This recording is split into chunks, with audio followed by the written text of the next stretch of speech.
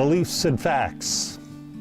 Hi, this is Jim Endicott with Distinction Communication. You know, it seems like there was a time when most of us thought all we needed to do is put some good information, some rock-solid data into a presentation, and people would be strangely compelled to believe what we believed. You know, in this day and age, nothing could be farther from the truth. Back in 2008, a couple of researchers, one from Duke University, the other from Georgia State, wanted to better understand this connection between factual information and personal belief systems. So they brought together some groups of people who shared some unique political belief systems. They selected these groups because they couldn't substantiate those belief systems with facts.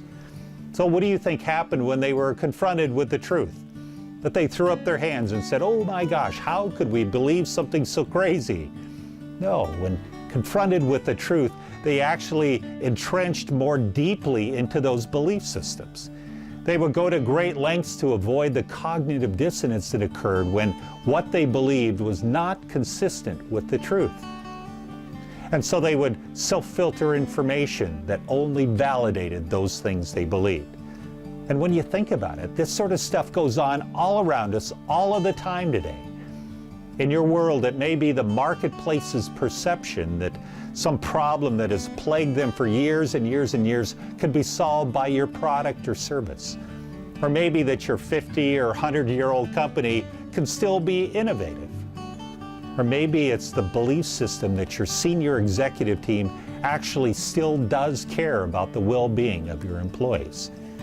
It would seem facts and data are only effective when people tend to believe what we already believe. So I'd like to give you some tips, some ideas on how you can navigate those belief systems in your next presentation. Here's the first point. Be realistic. You don't change well-entrenched attitudes or belief systems by confronting them head-on. When you try to appeal to the intellect like that, you're confronting the part of the brain that's most defense intensive. You need to consider creating change over time. Second point, be strategic. To be more effective with any audience, we need to locate their collective point of view on a particular topic. Perhaps this group tends to be fairly conservative, maybe a 2 on a scale of 1 to 5. Psychologists call this locating their latitude of acceptance.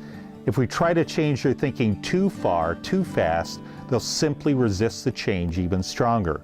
Our goal for a particular presentation may be to move them from a 2 to a 3 in their thinking, but never a 2 to a 5. The third point, try to find some common ground. In your preparation, seek to find the one thing audience members can agree upon and work from that point of view.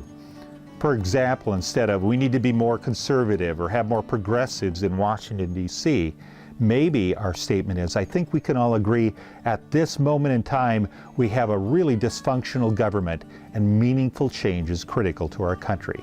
The one thing we can all agree on. And the fourth point, be balanced. Facts and data aren't unimportant to the discussion, but we need to also address the emotional, relational side of the brain where we have more of a chance to get past the existing filters. Thanks for sitting in on today's video blog. If you'd like a little bit more information on this research project or how to become a more effective presenter, check out our website at distinction-services.com.